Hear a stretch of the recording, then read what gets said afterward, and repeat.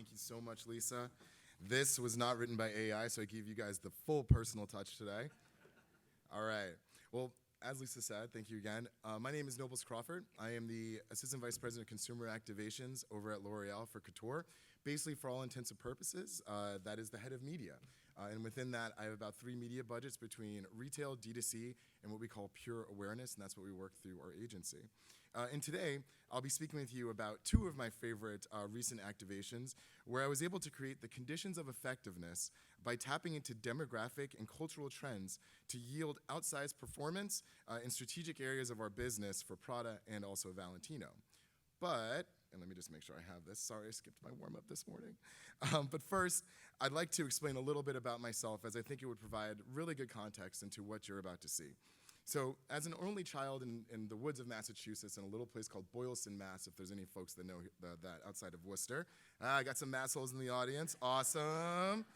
As an only child growing up in the woods, that I didn't really have much community stimulation outside of church on Sundays and my school. And as the only African American in my school of 3,000 kids, the lack of diversity created some pretty isolating areas for me that I wasn't really able to share my experience with people that would really kind of understand what I felt like to be in my skin. So my parents tried to combat this isolation by making sure that we participated in major cultural moments that brought all types of people together. One of these moments is the one that you see here on screen. There was nothing like being in the theater for Jurassic Park when the movie first came out.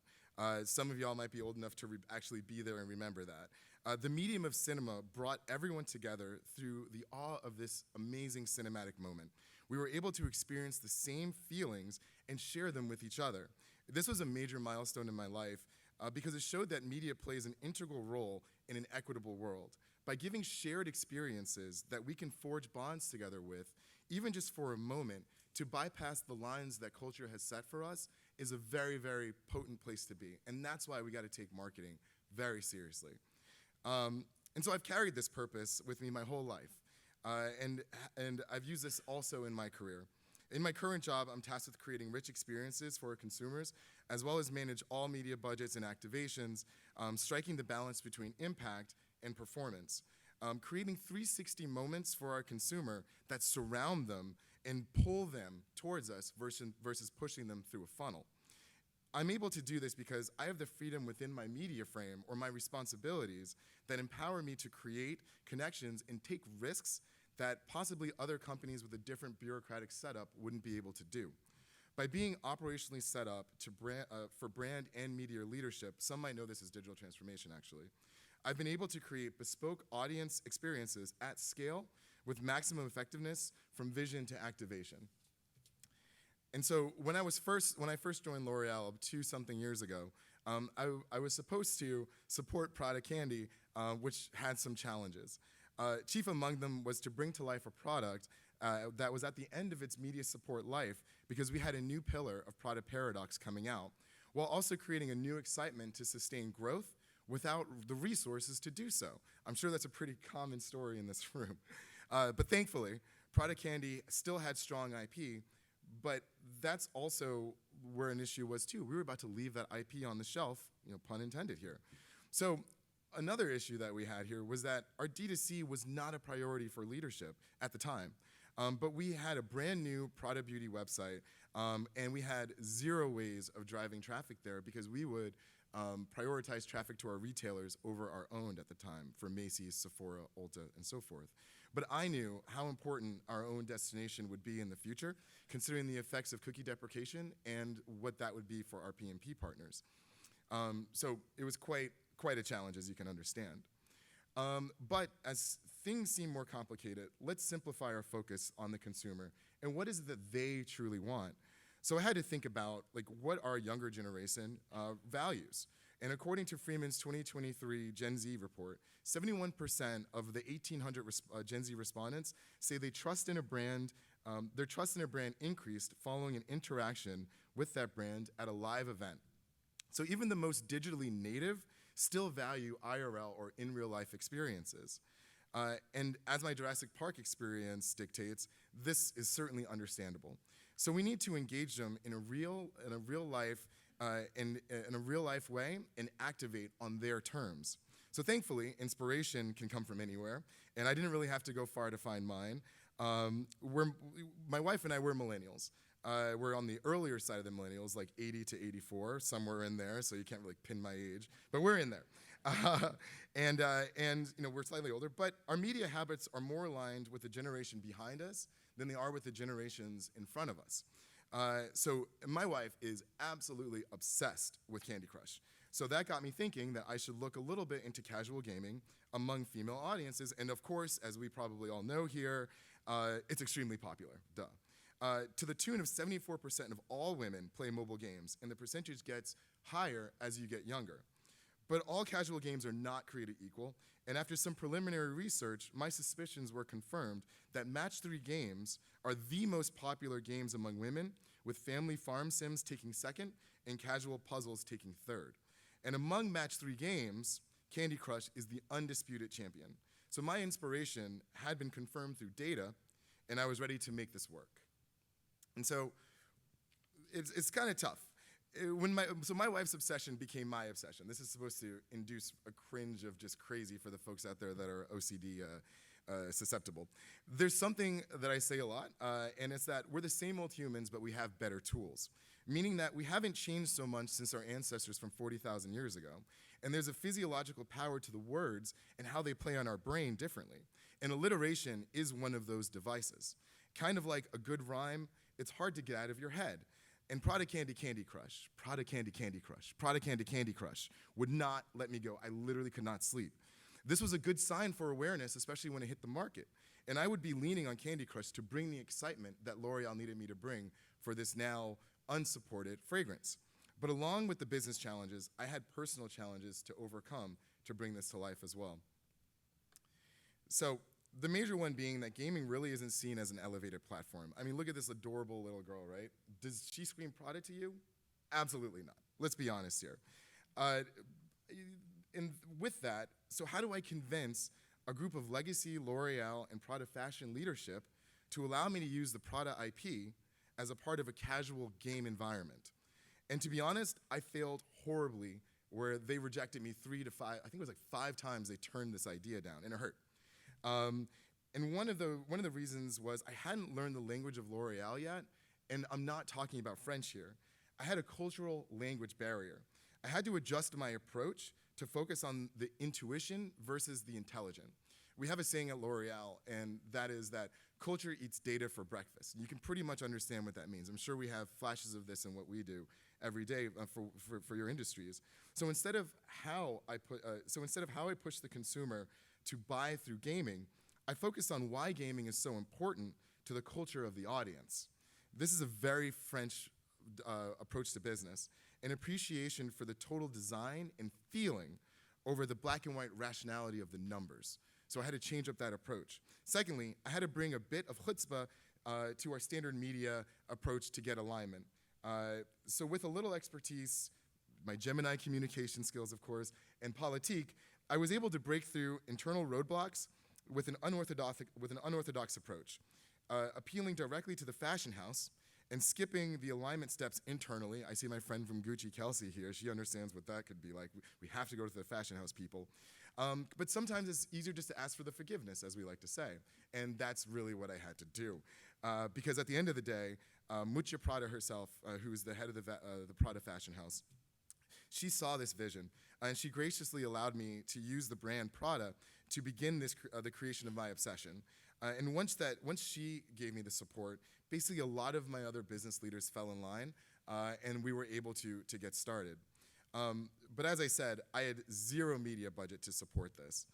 So I had to use the tools I was empowered to and I had to be really creative within my budgets. I was able to tuck about 0.05% away from my total media budget. It looks like a rounding error, folks, to really start to begin to do this. While I was locking this budget down, we were really focusing on making the best possible brief ever. It really always starts with a solid brief when you're making a good 360 activation, because that is what everyone takes their cue from, not phone calls in your direction there.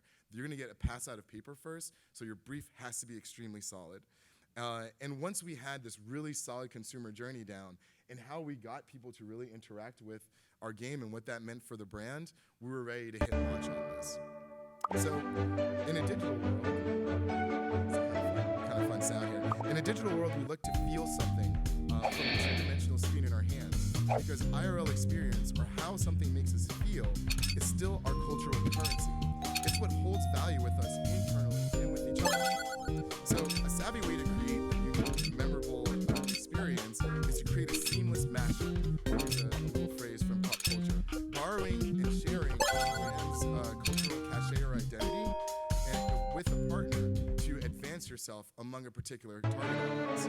So Product Candy Crush was the first time Activision ever used its IP with a brand. So they also saw this vision and were gracious enough to allow us to use all the different pieces of Candy Crush that a lot of folks have come to recognize as their particular IP. So this was absolutely clutch for us with our activation, because it guaranteed we'd be able to make a seamless experience with the gamers while still allowing our brand to stand out. We also needed to make sure that we had created an irrational desire within our consumer around obtaining our product candy sample, because we were going to ask them to do a few things for us. For one, we needed their time. Attentive engagement is what we like to call it. We made sure it wasn't an easy game to win. We had to make people really want this sample because we wanted to make sure that the payoff was worth it. So we were able to update the match 3 gameplay difficulty level to a bench of about 70% win rate. So if you lost, you may not have this opportunity again within the ad rotation that you've been targeted. So there were true stakes involved. And that was the first time that Activision actually let someone change their game mechanics. And then also, we needed to receive their data. So when people went to go get their sample, they had to fill out 5 fields on a form on our website. You can probably see where I'm going with this. So, and then on top of that, we got their data again with the cookies. And so, all of these things, we're looking at a consumer journey after the game was won of about 2 minutes. So we really had to make sure that, folks felt that the payoff was enough there to have such stakes on the line. But going back to my theme, creating the conditions of effectiveness, or in this instance, we let the American culture create our ultimate effectiveness condition. Almost all elements were in place right now. We had a quality game experience, check. We had measurable ways to gauge our effectiveness, check. Complete support and alignment from our business leaders, check, you need that. And we just needed our moment. And I had the perfect one. Knowing my audience was women 18 to 34, and I wanted to affect Q4, I looked to a time when I knew a mass of women would be playing casual games. Ba-ding, Thanksgiving. Because let's think about this. It's a known fact that women shoulder most of the burden when it comes to Thanksgiving preparation, dinner, and also cleanup. And hopefully, once the recipients of the fine meal and setup are doing the dishes, because that's our responsibility, the provider of the moment gets some good R&R time. And what's the first thing they do? They go straight to their phone for a release. And that's where and when I wanted to reach them. So we had our moment. Thanksgiving Day, we had 40,000 samples. That should last us about 2 weeks. Also, bam, good to go. So let's flash forward just a little bit. So by the time we ended our campaign, we had increased the site traffic by 1,800%. And remember, we had a new website, so this was massive to get this much traffic so quickly. Our engagement with the game was 6.6%. That was folks that had actually played to the end of the game, outside of the folks that were exposed. And then with that, we had a 53% drive to our website after. So 53% of the folks that finished the game came to our website. So this was absolutely huge. The campaign in our sample supply, as I said, was supposed to last 2 weeks. Folks, it lasted 24 hours. So by Black Friday, we were out of samples. We had to shut the campaign down after 24 hours because you can't promise samples after we had just made this experience so hard, and then people get there, and now we're out. So we had to shut it down. We had to retool our communications to take out the sample, and then we reran it. But folks, within 24 hours, this was unheard of within L'Oreal history. And so, yeah, we did end up finishing the campaign eventually, but so as I said, we updated our comms. But here's the best part. So remember, we weren't giving support to match the increase of sales that we were expected to get. And in fragrance, it's about incremental gains, 0.05%, 1%. That's a lot of money. But for us, we were able to beat our goal, which our goal was 1% was our target. We got to 3%. And we only spent on this. So as I said, 0.05% of our media budget, by creating the right conditions of effectiveness, led to that outsized sales growth too.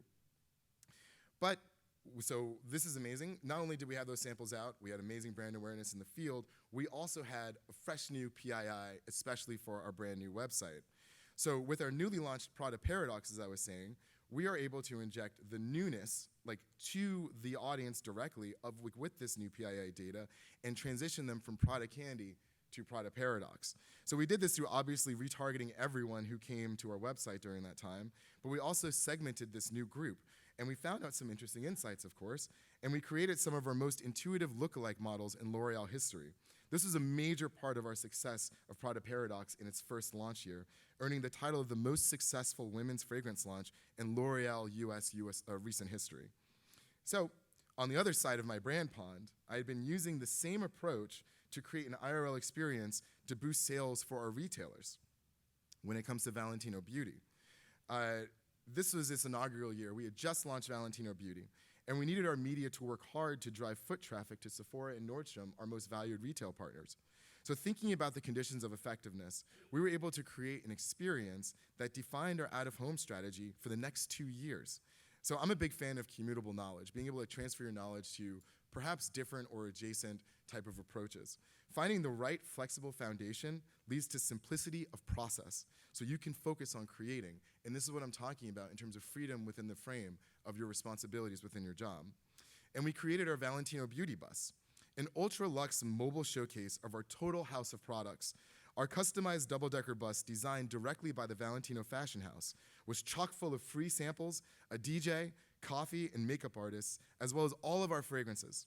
For 2 years, our buses have made their rounds to college campuses like UCLA, University of Austin, Texas, etc., and premium malls like Century City or The Grove, Sephora and Nordstrom stores in New York City and LA, as well as to our office in Hudson Yards, and that's the Vortex right there that's parked in front of in the top picture. But outside of our organic amplifications, every time the bus touched down at a retailer, we saw sales increase for our makeup line by 100+% that day. So we had POS on the bus, as well as a guided store walk-in after the person experienced what we have on the bus, and we really saw that that process really helped convert sales when it was more personalized like that. So with all of this, here's what we learned. We got a great sales, but how do we make it more scalable? Because these are very hyper-local activations, but the scale honestly comes from the social reverberations of the people that are experienced. And what I like to do when it comes to that is I like to see what the effective CPM is. I take the total cost of the activation, and I juxtapose that, of course, against the amount of estimated impressions we have, and you can really see how much value you got out of it. I'll give you an example. YouTube is $14 CPM right now, around $14 to $18 with our corporate rates, so that beats a YouTube CPM, but I was still able to get all of these digital impressions, and I was also to do an IRL experience, which you obviously know is the way to lock in brand love and loyalty. But in conclusion here, these were all amazing activations, not only from a performance standpoint, but also the learning that we got from it has really paid off in other things that we're doing, especially this year, where we're even getting smarter about a consumer activation approach, because the many failures within the larger successes have now made our other approaches this year even more bulletproof, and we have a massive second half coming. So a lot of things here to learn. Number one, from our failures. Number one, anticipate your success. And then when you get that success, go into overdrive. We should have probably had another 20,000 samples ready to go. We should have probably understood that everyone's going to want these samples and just to be ready. We did not anticipate success. So you should do that. Everyone always anticipates the worst. Anticipate what it looks like if you crush it. Second, scale your IRL experiences.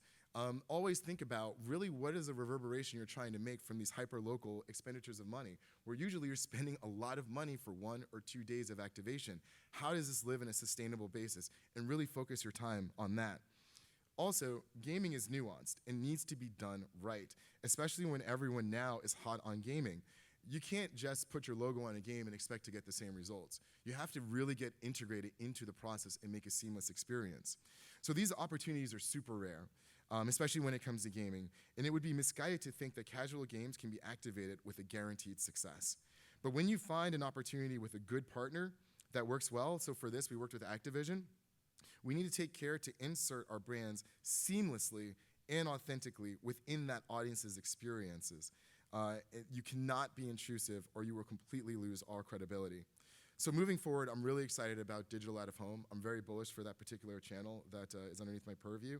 And the reason being is that it continues to link IRL experience with digital creation, but targeting as well. Perhaps not cookie targeting or first-party data targeting, but you can still get very strategic with digital out of home, especially at scale right now, because you can buy it programmatically like you would buy banners. It's really interesting stuff. So we're building a lot of digital out of home experiences that we can scale these IRL experiences now that the technology exists. But the largest takeaway that we had is that which we started with. By valuing the experiences of Gen Z and millennials' currency, we were able to make the hypothesized condition of effectiveness and proved the risky expenditure was actually worth it. And that was something that was super valuable to L'Oreal, and now everyone's talking about attentive engagement. So thank you guys so much for listening to my presentation. Thank you very much for Media Post for giving me this opportunity. Thank you, Lisa, for helping me out with my story. And I'll be around all week. Let's do it. All right. That was awesome, Nobles. Hold on. Can't get away yet. Anyone have a question for Nobles? We are doing Q&A. Yes, we are. All right. Yes. We have hold on. And as you ask your question, make sure you introduce who you are. My table mate. Hi, I'm Bliss Wade, Brookdale Senior Living. And in the beginning, you talked about the stakeholders and really, selling the idea and failing the first couple of times. What do you attribute to getting that buy-in in the end? The consumer wants to feel like they're heard. At the end of the day, like if you're able to provide, we can't abuse our consumer.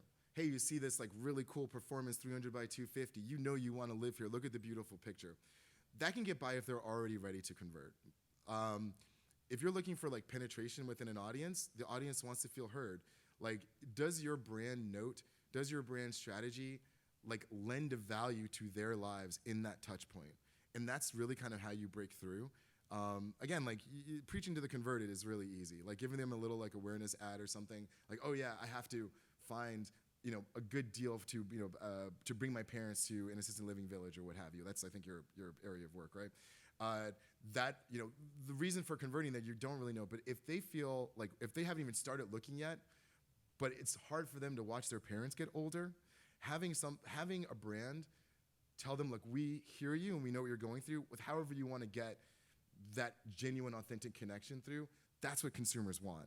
And that takes some time to think. And a lot of things, and if you remember my Thanos slide, the middle piece was time. You have to give yourself enough time to really understand what that looks like. You can't get to it really quickly and expect to have it in 3 months. This takes an evolution. Does that answer your question? Well, Nobles, that was awesome. I really appreciate it. And again, if you have more questions, he will be here all 3 days. Yeah, Top Golf.